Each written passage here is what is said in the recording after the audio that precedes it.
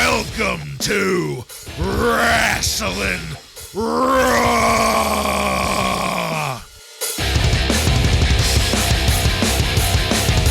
All right, you're listening to Wrasslin Raw, the podcast that takes you back to when Raw became war and Attitude ruled. Thank you for joining us. You're here with Ryan Arico. This building has a lot of bowels. Joe Giammatteo. Poor Santa. Sable's not coming. Oh. Oh, God. I'm the one and only Jason Bartlett, and we're going to examine WWE history, one episode of Raw is War at a time.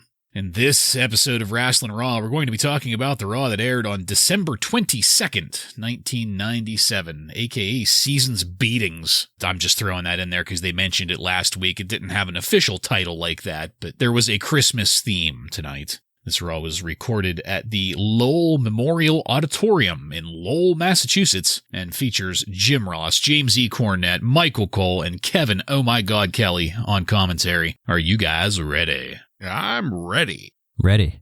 All right, then, let's get into it.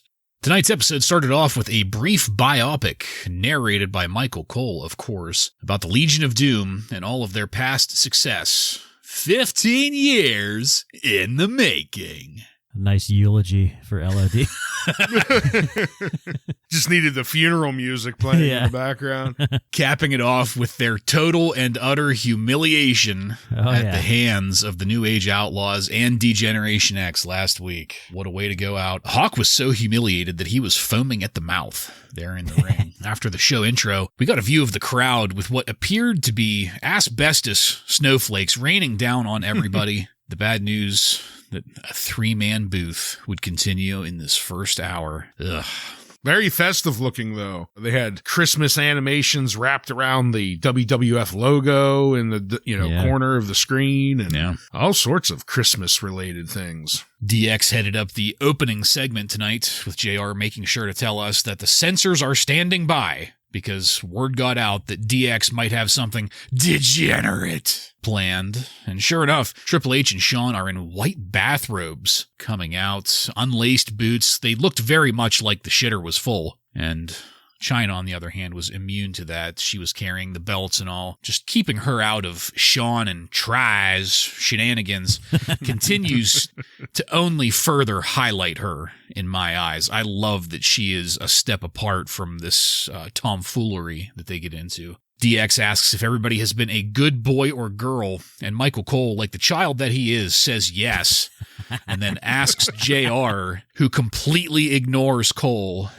because he doesn't matter. Triple H gave us a promo on the Legion of Doom, and then he addressed the New Age Outlaws, chastising the Outlaws for claiming credit and taking out the LOD. Owen Hart was up next. He got a very nice, well-deserved crowd pop when Shawn brought him up. Shawn then addressed The Undertaker in regard to their upcoming casket match at the Royal Rumble. And then this all finally gets to the punchline. They remove their robes, they reveal boxer shorts, which then also get removed in favor of a very conservative G-string that got censored with big DX-branded censor graphics. I doubt those were what the USA Network keeps on hand for these situations, but I digress. It just so happened that there were one or two women in the crowd there. They were pretty happy about everything going on, as well as some random old married couple who looked to be in their 70s. They were popping their asses off for this. They were. There was someone taking pictures.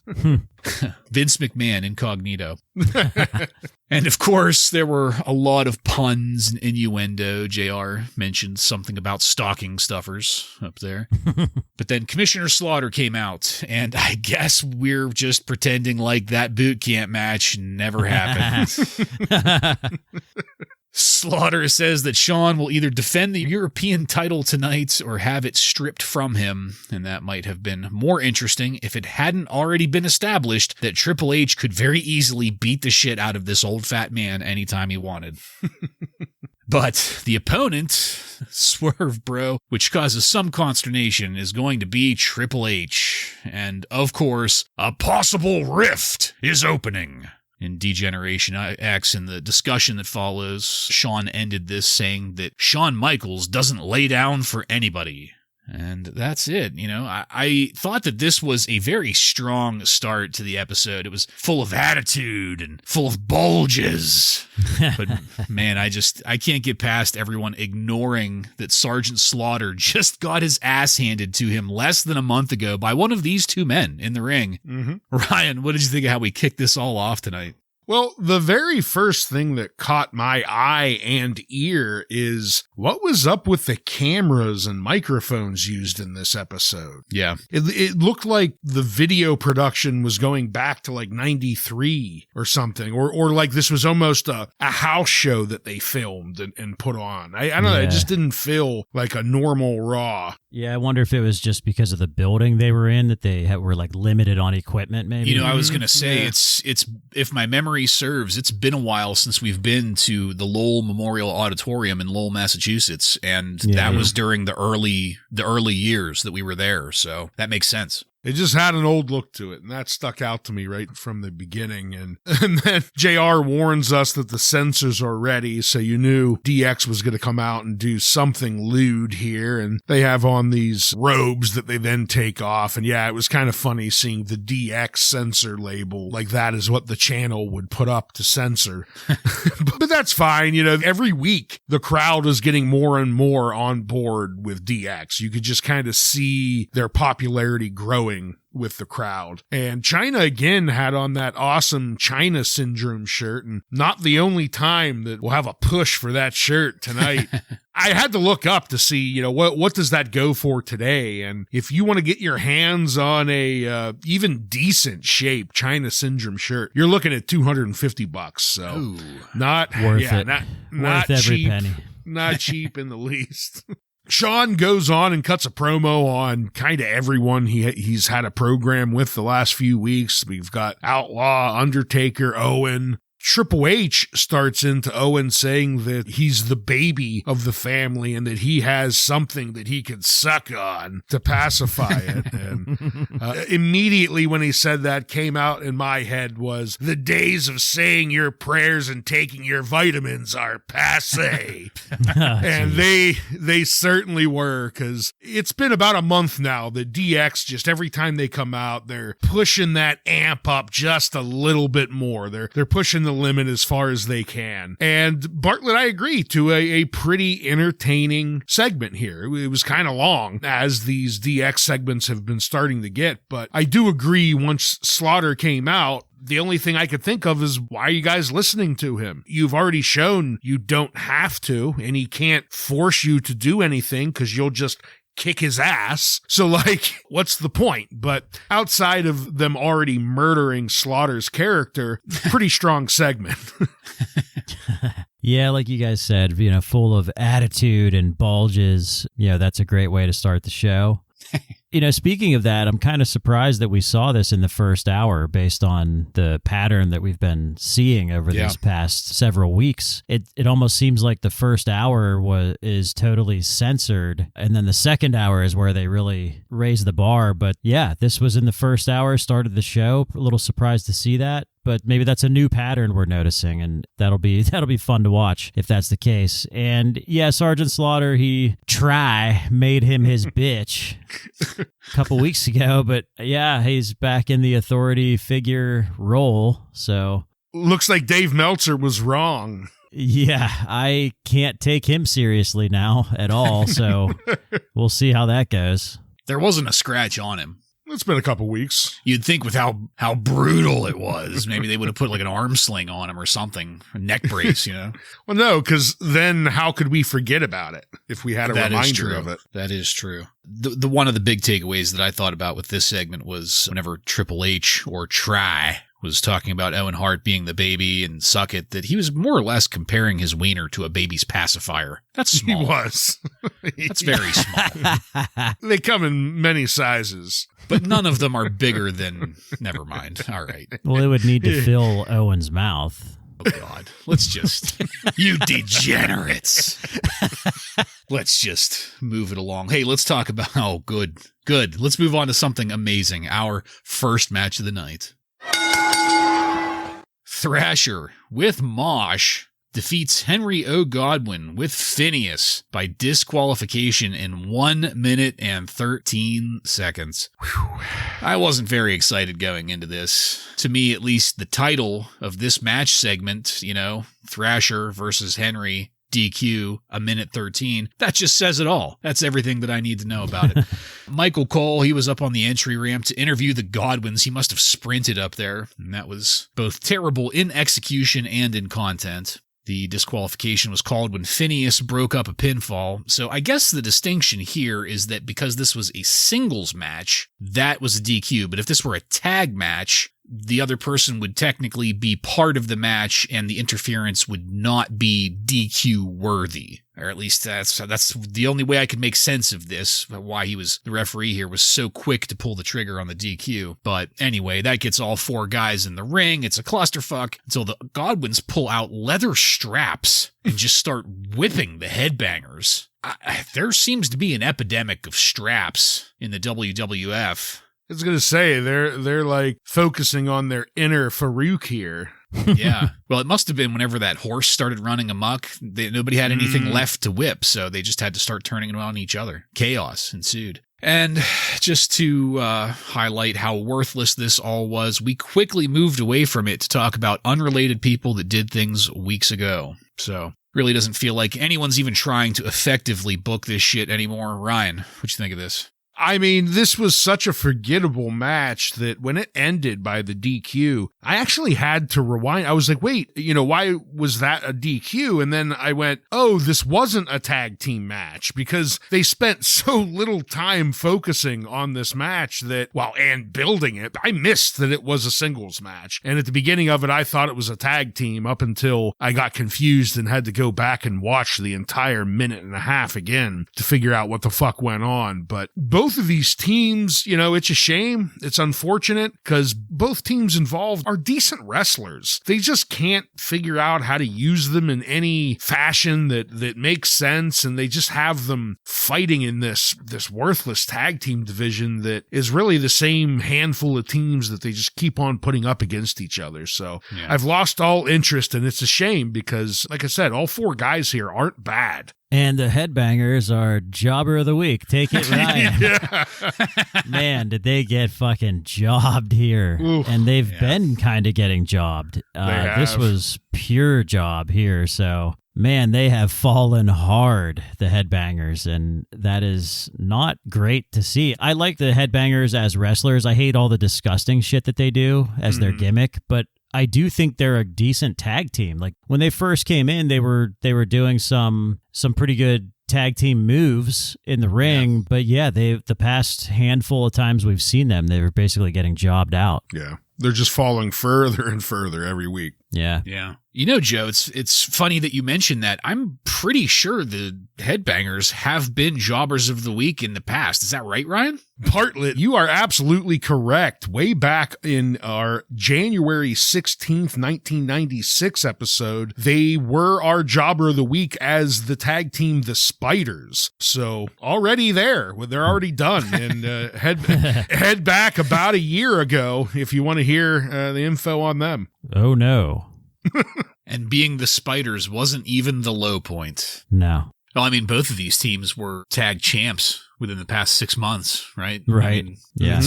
It's been a hot potato championship, so... Godwin's I'll give a pass because one of them broke their neck. But still, it needs to be said, we have 2 former tag team champs here, and we have a 1:30 throwaway match that means nothing. Yeah, and just, the icing on the cake is, do we not have enough singles? Why did this have to be a singles match? Yeah. So after all of that bullshit, we moved on to the ongoing situation between Dude Love and the New Age Outlaws. So you'll remember that Dude Love, he beat Billy Gunn the first week, and then the next week he took on the Road Dogg. He won then, but he also ended up being thrown off the top of the entryway, bounced off of a non-gimmick table, and then to the concrete, supposedly breaking some ribs. But the good news tonight is that Mankind was in the bowels of the building, some kind of boiler room type room.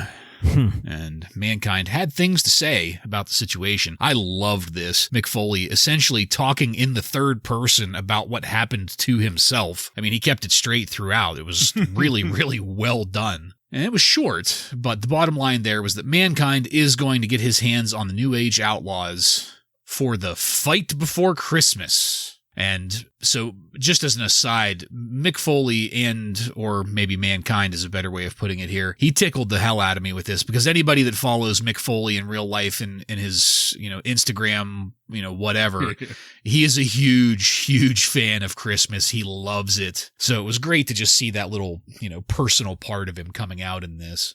After that, I guess last week, Stone Cold Steve Austin came out to accost Santa Claus in a segment that didn't make it to air. I'm not sure if this happened before or after or what, or where this was in the pre-recorded schedule. Who the hell knows? But Santa looked a lot like ring announcer Tony Schimmel in a Santa outfit. And Tony Santa wanted Sable to come out and sit on his lap. Of course, huge crowd pop, huge chant going for her to come out. But instead of that, they brought a little boy up into the ring to sit on Santa's lap. And that kid, he looked very upset and uncomfortable. Maybe had some stage fright or something. And I swear we just had this conversation, but isn't this kid one of the Uso brothers? Yes, that is my understanding. The Usos are Rikishi's kids. Yeah. But this is the other brother who's not a wrestler. Okay, not one of the twins. Right. Right. Okay. Yeah. Jay Uso, people thought it was him, but he said, no, that was actually our brother. I forget his name. Jeremy or something. Yeah. One that's not a wrestler, but it is Rikishi's son. Okay, the Sultan here in 1997. Oh, yeah, sorry, the Sultan. No wonder this kid was so sad. Yeah, right. He was afraid that somebody would see his father tonight. But anyway, I mean, he did look very uncomfortable there, not happy. Maybe he was just working the gimmick, I don't know. But apparently Stone Cold took umbrage at Santa's treatment of the kid because the glass breaks and the crowd got loud again. So I would love to quote all of this because it was entertaining as hell. But my favorite part was where Santa tried to say Steve asked for a Barbie doll for Christmas. And Tiddlywinks. Barbie doll and Tiddlywinks. Tiddlywinks. At what point was that a good idea? You had to know what was coming. Austin had the crowd eating out of the palm of his hand. He ended up giving Santa a stunner and then hit Santa with an elbow drop and then just unceremoniously tossed Santa the fuck out of the ring. And I popped. I popped for that. And after that, we had just a quick eavesdropping view of the exterior of DX's locker room. There was an argument underway there. Let's not forget that Sean and Hunter are going to be facing each other later. So that's where this ended. I thought this was a great segment. I loved Mick Foley in this, or Mankind. I especially loved Austin dumping Santa out of the ring. It was all great. Joe, what'd you think of it? Yeah, the Dude Love and Mankind stuff. I love that they're embracing the faces of Foley. We're going to get that nice payoff at the Royal Rumble, but I love that Dude Love is injured, so Mankind is going to face the New Age Outlaws now. I mean, that's just fucking great. Great creative on all parts there. I love that. And yeah, seeing Austin coming out to beat the hell out of Santa Claus. I mean, that's just, this crowd is bloodthirsty. And they loved it. I loved when Austin was asking the Rikishi's son there, is this the real Santa? Do you think this is the real Santa? And the kid's shaking his head no, and then he just gets stunned immediately and tossed out. It's just great stuff. Yeah, I agree on all accounts here. I loved Mick Foley reverting back to Mankind, rocking back and forth in the boiler room again. And just like you, Joe, when he talked about Dude Love being injured, so that's why Mankind has to come in. But then he throws in that little tidbit about how Dude Love's injured ribs has the unique phenomenon of also making Mankind's ribs hurt, and that makes him mad. And then he ends it with Yuletide beatings, which is another nice holiday-related wrestling quote thrown out there. So great stuff out of Mick Foley, which is no shock. Anytime he gives a Mankind promo, we're usually in for a treat. And we were definitely in for a treat with Stone Cold berating the fake Santa Claus out here.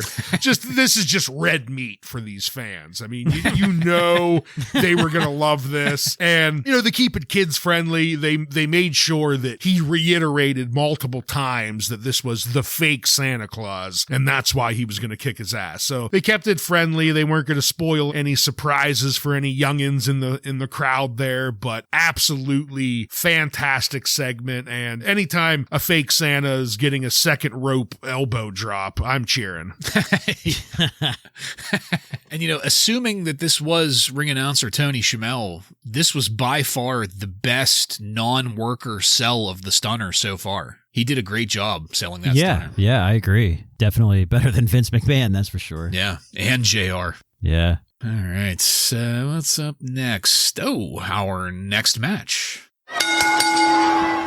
Rocky Maivia with, The Rock. I need to get used to saying that. With the Nation of Domination, that's D'Lo Brown, Farouk, and Kama Mustafa versus The Undertaker. Ends in a no contest in 10 minutes and 15 seconds. Longest match of the night. Going into this, I didn't know what the finish would be, but I had to assume that Kane would be part of it because of the no contest there. Farouk still in the figurative backseat here. And I thought it was weird that the apparent number one contender for the championship is on an undercard match against the Intercontinental Champion, but not in a title match. Something about that was strange to me. We got the news that the New Age Outlaws were in the bowels of the building, searching out Mankind. Updates will come as they happen, I'm sure, throughout the evening. In the first couple of minutes of this, The Rock and Undertaker working very well together. We broke to commercial on some dirty interference with the Nation of Domination, as well as Paul Bearer lurking around ringside. And Taker wasn't able to climb out of that hole during the break, with The Rock in control and moving things along. And as for the majority of this match, I don't really have much to say. Serviceable feels like an understatement because these two were both working really well together. The match was entertaining, but at the same time, the match was kind of an afterthought in anticipation of what we all knew was coming. So when the lights went out and that organ music hit, the surprising thing was that people were still acting surprised.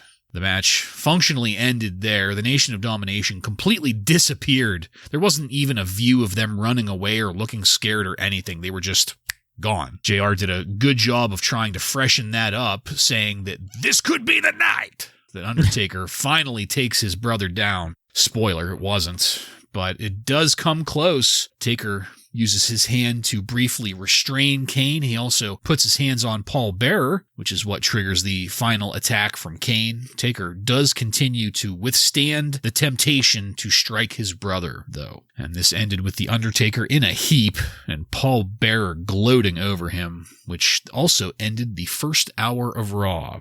I didn't know what to think of this.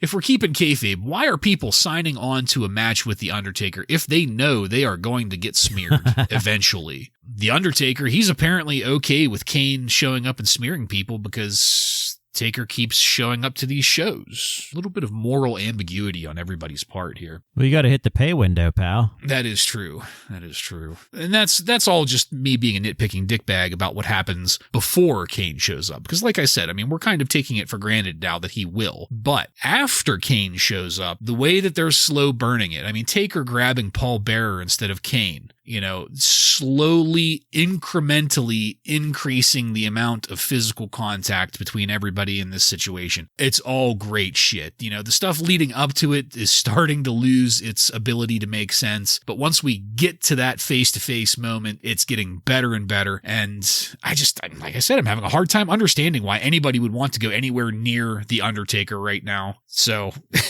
Joe, what did you have on this? Well, one thing about The Rock is that it's kind of surprising to me that The Rock has been using the people's elbow and the rock bottom for quite a while now, especially the rock bottom, and neither has yet to be named. So yeah. I find that to be a little strange. I wonder when we're going to get that, but we'll see. As far as the match, you look at this on a match card, The Rock versus Undertaker, and you're thinking, wow, this is going to be, why is this not the main event? Yeah. But then if you watch the show, you realize, oh, it's the Kane storyline. So Makes sense. And, this slow build that we're getting is nice. It's good storytelling. This time we see Undertaker actually grab Kane by the goozle pipe, getting that crowd pop. So we at least got that. But, he didn't do anything after grabbing him. So, we're still getting that long-term storytelling here, and I think it's pretty good. I also loved Kevin, oh my God, Kelly, saying, "Welcome to hell" after the Kane pyro.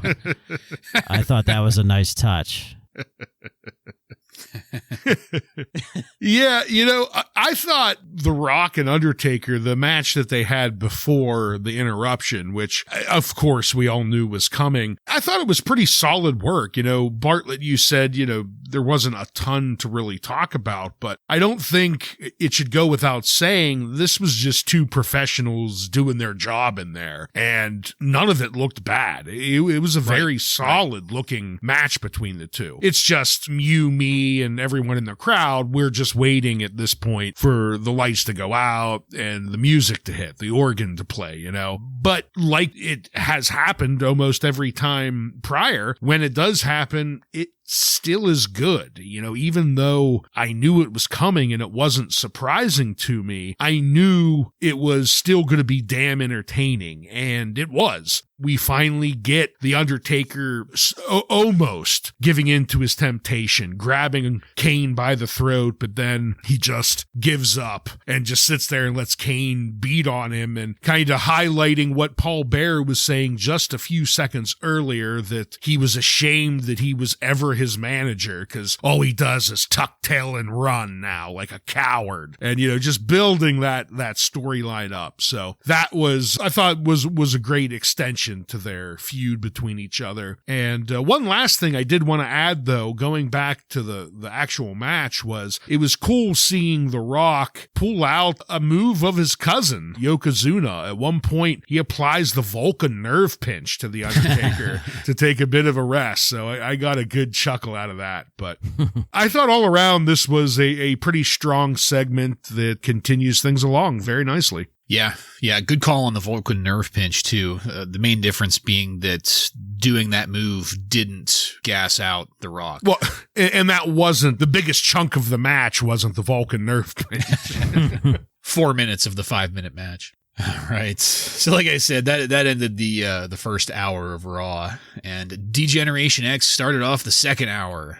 We have that European title match that the recently neutered Private Slaughter set up. But while entrances were still going, Owen Hart appeared to attack Triple H, and that got broken up pretty quickly by Commissioner Slaughter. DX ended up blaming Slaughter for the lack of security there, and they're probably right. That ended there with the promise that match will happen later on tonight. So the New Age Outlaws, they were still searching the bowels for Mankind. And if anybody thinks it's weird that I keep saying that, it's because they kept saying it. They didn't miss a mention of the word bowels throughout this entire episode. And that's also why I started the episode with that, because that's a line that Cornette threw in about the 20th time we hear it. He throws up, man, there sure is a lot of bowels in this building. But by this point, the New Age Outlaws had a camera crew with them, so they were following them around to see what was going on. And the New Age Outlaws did find someone down in the dark. That person was rummaging through some garbage. Some poor bum. And they attacked that person before realizing that it wasn't Mankind. Some poor soul. No word on whether this homeless bum was either Ken Shamrock or that doctor from Philadelphia. It's possible that it was either one of those. And that was it for this segment.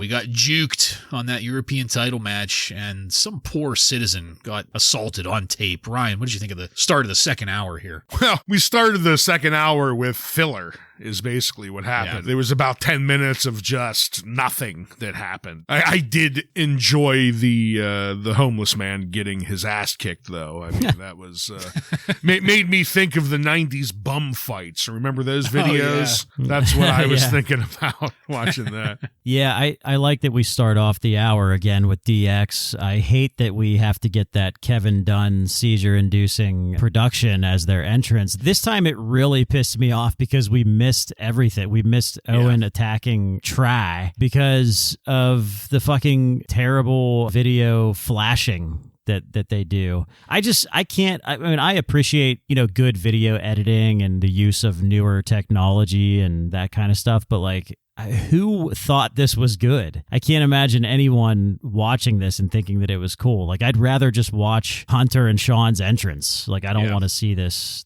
bullshit. But the New Age Outlaws searching through the boiler room, this is where, to me, like, we're really getting into, we're seeing what the New Age Outlaws can do and what they're going to become here. I think this is really creative for them. And I loved their reaction when they realized that it wasn't Mick Foley. They just beat up this bum. And they were like, it's not him. And then they just run away. It was pretty good. I mean, this is the type of, good comedy. We've seen so much bad comedy. Yeah. Hijinks. But, this is good hijinks from these guys. And we're going to see a lot more of that in the future. Yeah, 100% agreed on that. This segment really showed how comfortable they're getting with each other as a team. Yes. Yeah. All right. Well, something that's not very comfortable. Our next match. Mark Marrow with Sable defeats Scott Taylor by pinfall in 2 minutes and 16 seconds. Scott Taylor was a jobber of the week. Feels like we've reminded people of that many times over the past few weeks, what with the light heavyweight division. But Ryan, I don't suppose you'd maybe want to remind people one more time of when he might have been. Yep, Scott Taylor, just as a refresher, was our jobber of the week all the way back on October 24th, 1994 episode. So he's been around a while. Yeah. Well, keep that file open and handy there, Ryan. We keep on adding to these jobbers. They're stacking up. Scott, he was already out and ready to go with one of the worst balding mullets I've seen in recent memory on the show. Marrow came out without Sable. That prompted JR to say, "She's here and she's hot." And I almost puked. Man, JR just couldn't give it up on how hot she is this match. I feel like JR was hitting the eggnog pretty hard in this second hour. And Vince was hitting the call button on the headset quite a bit in this too, I think. Say it, she's hot. Marrow, he cut a promo at the start of this like he is wont to do, claiming to be magnanimous and presenting his wife to us. Sable came out dressed like a fucking reindeer. I mean, like a full costume, like something you'd see in like Disney a mascot, World. like a mascot costume. Yeah. Big fake head, everything. Marrow had her disrobe him and then shouted, "Get out of the ring!" And I fucking popped. Get the fuck out of there. Yes, thank you, Mark. But, of course, as soon as the bell rang, Sable had to take that head off and start flipping her hair around. The crowd got a "take it off" chant going. What a bunch of degenerates. The work between Taylor and Marrow was sporadic because Marrow would take breaks to freak out about Sable, But the brief bursts of action, they looked fairly decent between these two, but not nearly enough to really give an accurate opinion on the work, I think. Marrow got the victory without a nut shot, but he did make sure to get that in after the bell, so at least he's being consistent here. Just as Marrow was about to hit the TKO for one more time, Tom fucking Brandy, a.k.a. Sal Sincere, showed up to stop the carnage. Jobbers gotta stick together, brother.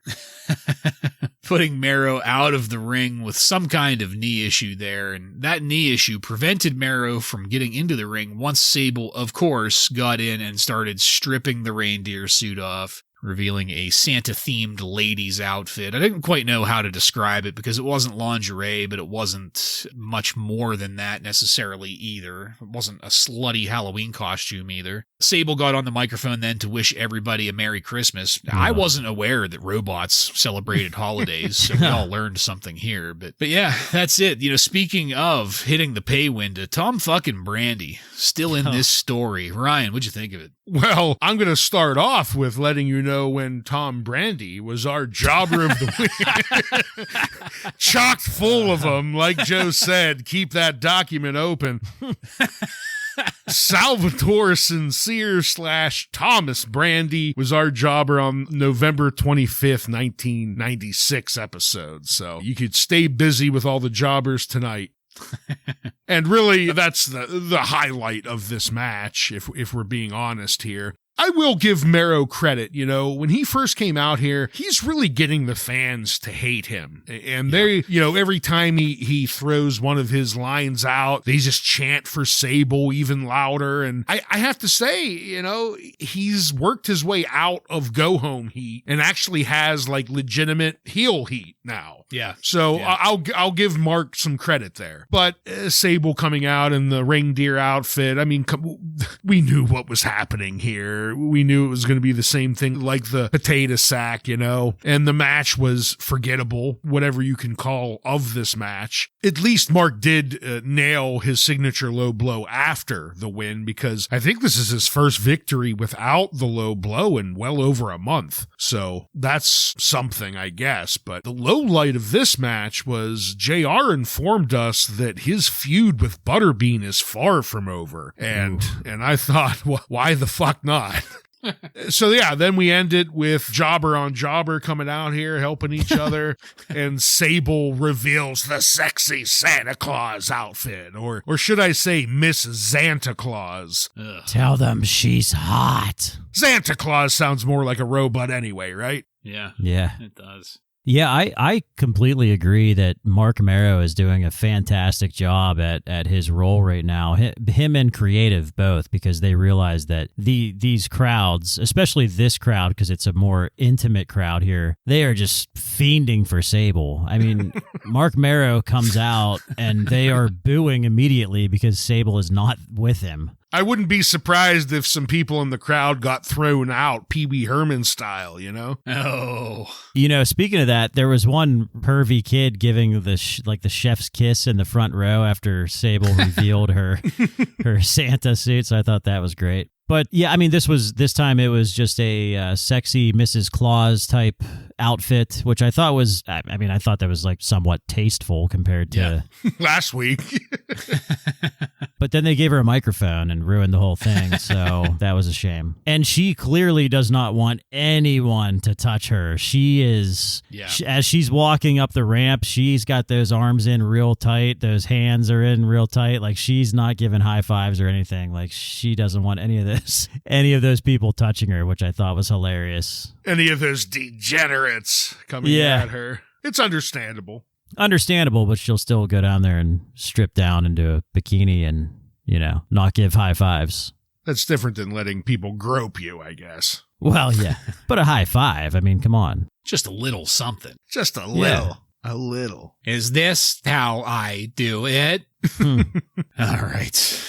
Let's keep it moving. Let's go backstage with Triple H and China. They were doing a really good job of building up this so-called tension between Triple H and Shawn Michaels. And here we had Trips making fun of Michaels for being the main event and the icon. China doing all of her communicating behind her hand and into Triple H's ear so we never hear her voice. I fucking love it.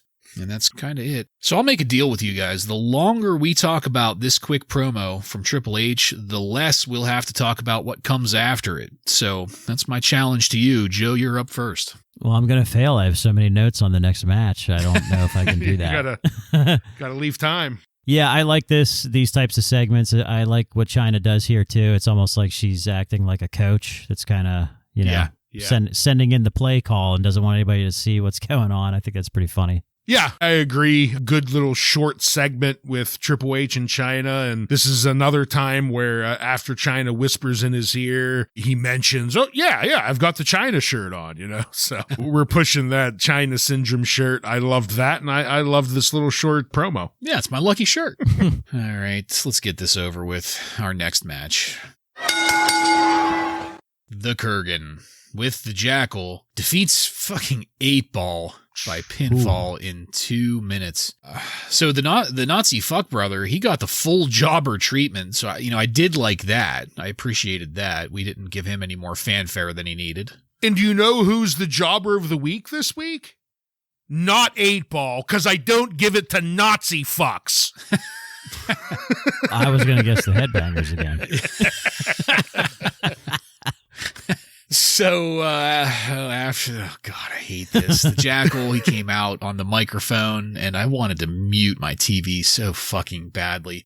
He tried to build the Kurgan up, but it just sounded like shit. The Jackal did stop to interact with a teenage girl, putting some kind of dot on her forehead. That was creepy as hell. He was like caressing the side of her head and shit. And the Jackal just kept talking over commentary with his stupid fucking talk, and I was over it. I was so turned off that I started counting the empty seats in the arena. There were at least a good 50 or 60 people opposite the hard camera that must have hit the restrooms during this shit fest that was in front of them, and nobody can fucking blame them. After one of the worst sidewalk slams I have ever seen from the Kurgan getting the win, the DOA ran in, and then the Truth Commission ran in, and Jesus fuck, I hated it.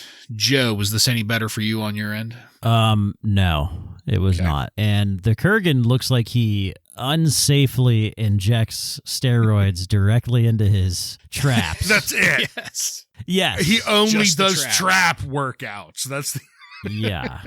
Very unsafely, not monitored by a doctor.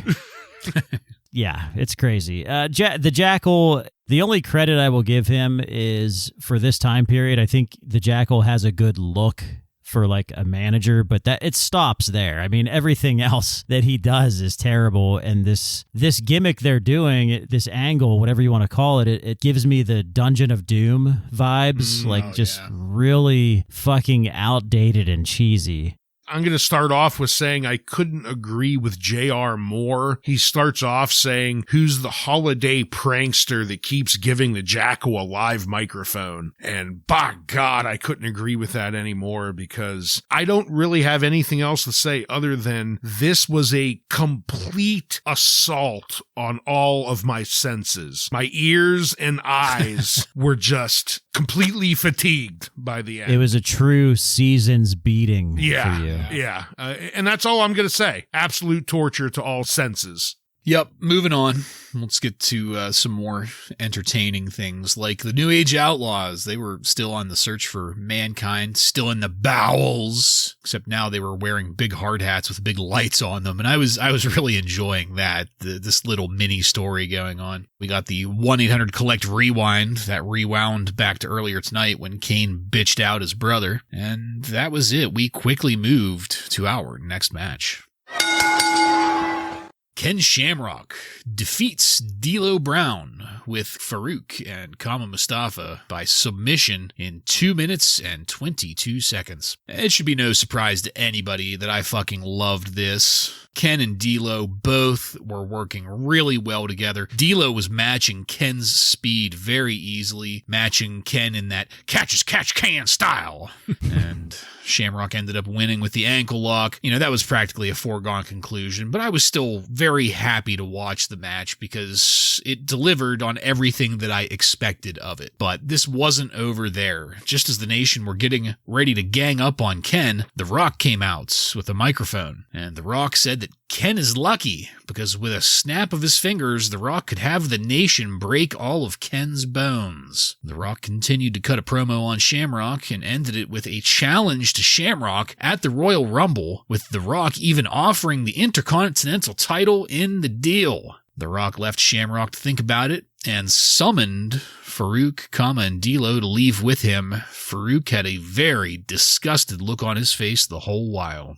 And that's it. You know, I fucking loved all of this. I loved the news that Ken Shamrock and The Rock are going to have an IC title match at the Royal Rumble. I'm excited to see that. That sounds like great shit, pal. And if the action we got in this brief match was an indication of how we might build towards that match at Royal Rumble, I'm very excited for this. I will take it. Ryan, what'd you think of this match and its aftermath? Yeah, I really enjoyed the action between D'Lo Brown and Ken, and I'm just upset that we couldn't delete the match before it and just given it a little bit more time, because I thought both of these guys looked like people you want to watch in the ring, unlike anything that happened in that last segment. So, but it was very short, sadly, for D'Lo, but I thought he put up a good show. The amount of time he was in there, we get a good belly-to-belly suplex and the ankle lock, and then The Rock setting up a pay-per-view match with Ken for the IC belt. That's pretty exciting too. So very short amount of time, but I thought they really packed it in this one.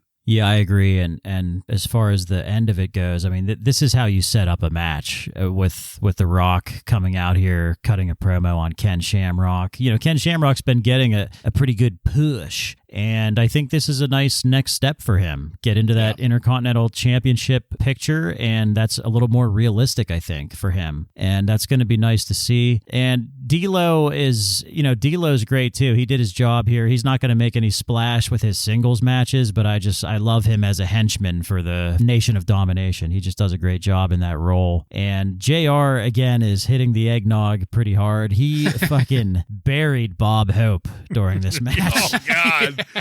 Making fun of him for shitting himself in his Depends. And just other shit. Like, I was like, holy shit, why is red ass JR here all of a sudden? I hear Bob Hope doesn't like the Booner Sooners. Yeah, I was going to say he must have bet against the Sooners or something.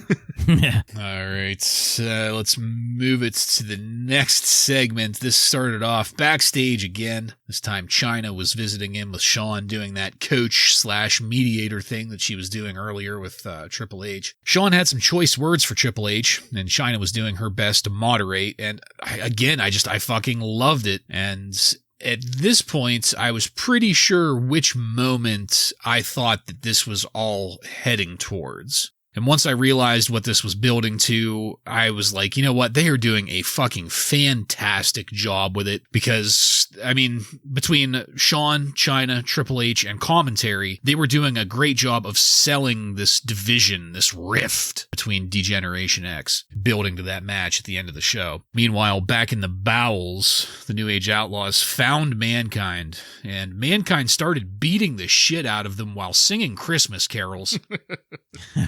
I'm pretty sure the Road Dogg was laughing while he was selling, like that first opening salvo where Mick started screaming the lyrics to, I think it was "Oh Holy Night." You could hear the Road Dogg like laughing as he was falling down, like David Spade in the motivational speaker skit with Farley.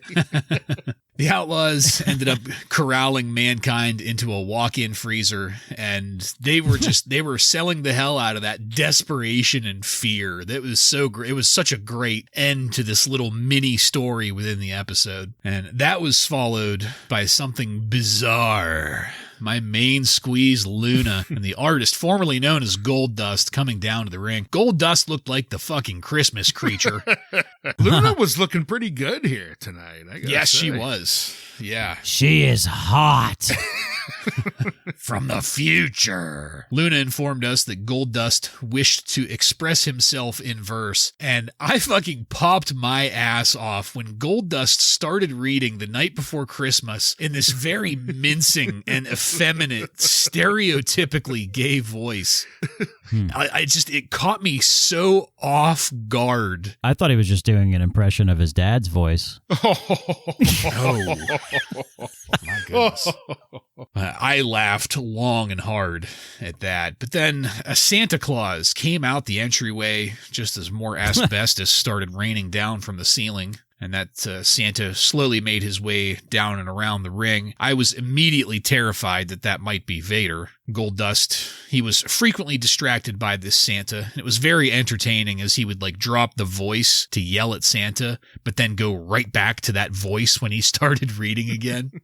Santa did end up sneaking into the ring, though, and he smacked Goldust in the back of the head with the sack of toys. And sure as shit, it was Vader under the beard. Luna and Goldust very quickly left, and that's where this segment ended. So Vader was whatever. I mean, I guess, again, I'm just glad he's hitting the pay window, but Luna and Goldust just continue to entertain the shit out of me. I haven't popped like that in a while. That was a shocked, immediately laughing, entertained pop. It was great. It was so great. But we did, in this segment, we tied up a couple of loose ends, the Outlaws with Mankind, Goldust and Vader. We touched on that, and we got that brief taint teaser from Shawn Michaels. So, Ryan, what'd you think of all this in this segment? Well, starting with the Shawn Michaels promo in the locker room, like you said, they're doing a great job of setting up this potential rift between DX. So they did a good job continuing that. I also thought this was a fantastic end to the Mankind Outlaw story. You know, I, just like Road Dogg, was laughing my ass off when Mankind started screaming out Christmas carols, because he's not singing them, he's screaming them out while he beats on them. And then it takes the both of them to finally force him into the freezer and lock him in there. So I thought all around that worked pretty good. It was like The Shining when she finally got him in the freezer.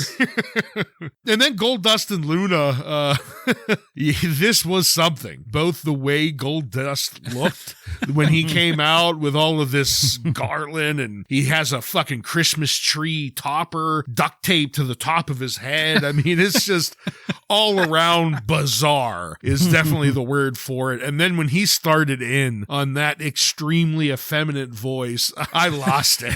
I just, Vader coming out, whatever. They're continuing this feud between them. It was interesting to see Vader didn't get killed somehow this week, so that was a plus for him. But one thing that did stick out to me was it seemed like the fans were actually cheering for Vader. So I was kind of shocked by that. So it looks like this feud with Goldust is maybe getting Vader over a little bit, which is a good surprise. Yeah, I think I agree with the promo from Shawn. It's a nice setup for what we're going to see later. And yeah, the Outlaws and Mankind, again, it's just good comedy by great entertainers. You know, these guys all know what they're doing. Stuffing him in the freezer was hilarious. You know, he's preventing them from doing it, and then finally they get him in there. Yeah, Goldust and Luna, this was funny, and JR had a couple of pretty good lines here. When they were entering the ring, JR said, "Now we don our gay apparel."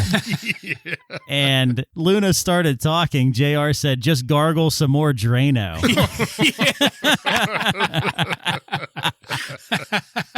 But the artist formerly known as Goldust, he is drawing some heat here, man. He is doing a great job with this. And I got to say, I love Vader Claus. I thought it was great. And so do these fans. Like you said, Ryan, they were loving it. And hey, if I'm going to see Vader on Monday Night Raw, I'd rather see him as Vader Claus beating somebody up than in an actual match. Mm-hmm. So I enjoyed it. Yeah, good call there. I didn't even think of it that way, but you're absolutely right. Yeah, JR, so now that you mention it and thinking back on the episode, between the eggnog and some of these one-liners, Bob Hope. Yeah. Burial.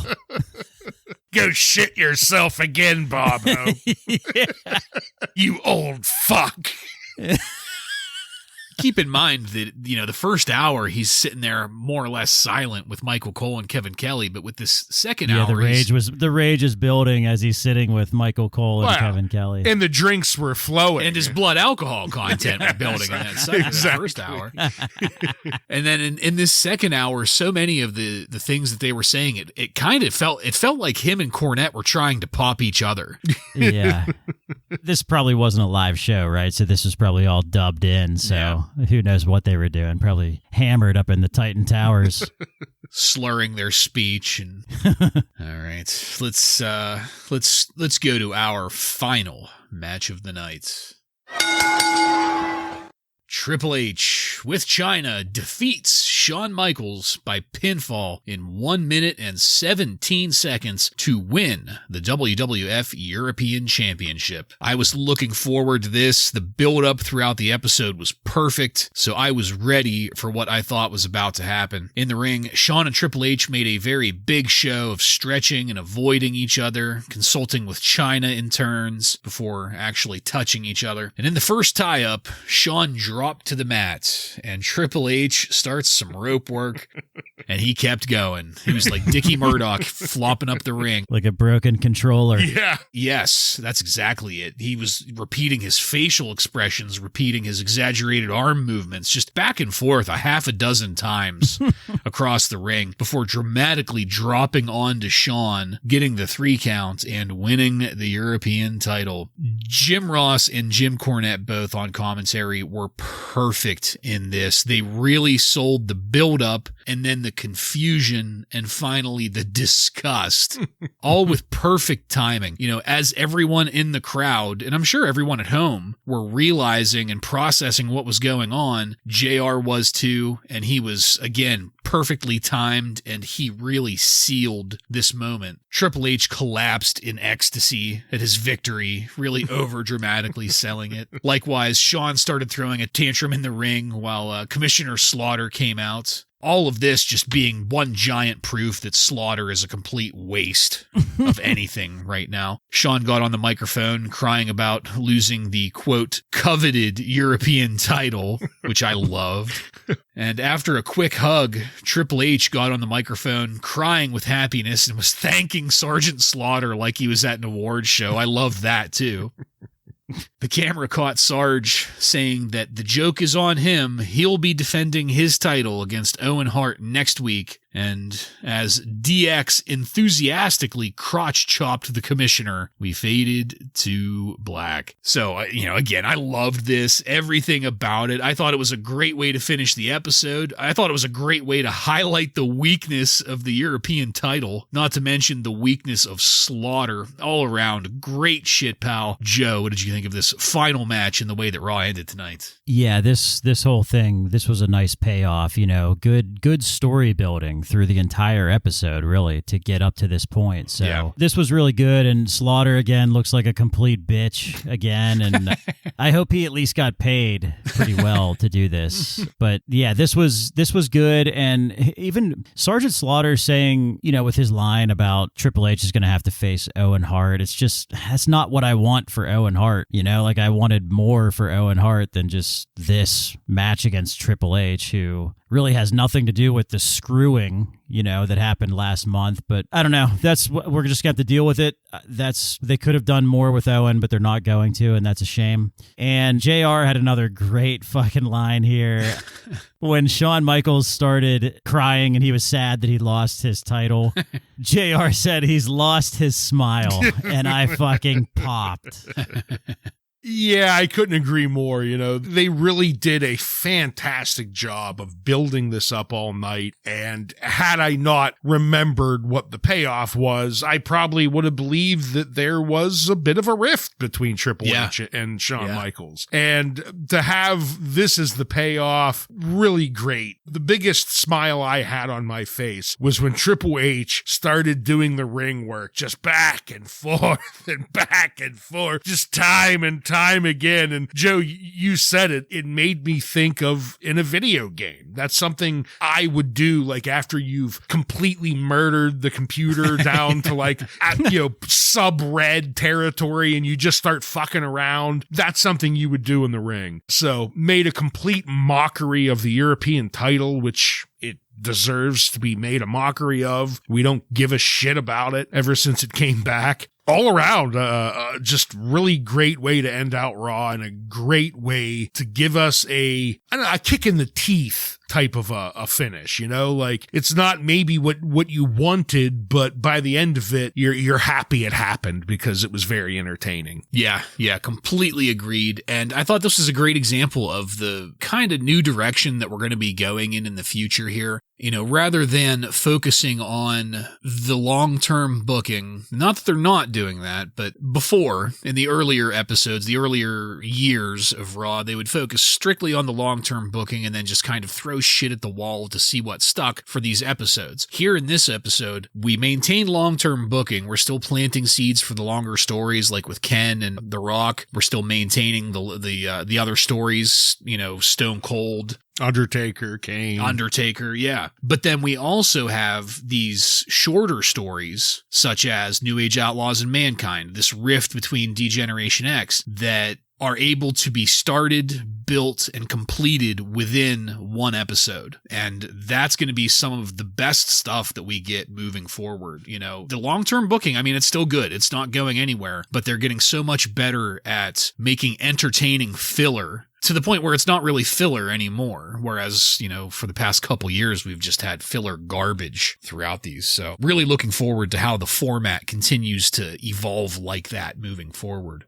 As I said, we faded to black. So let's take it on over to highlights and lowlights.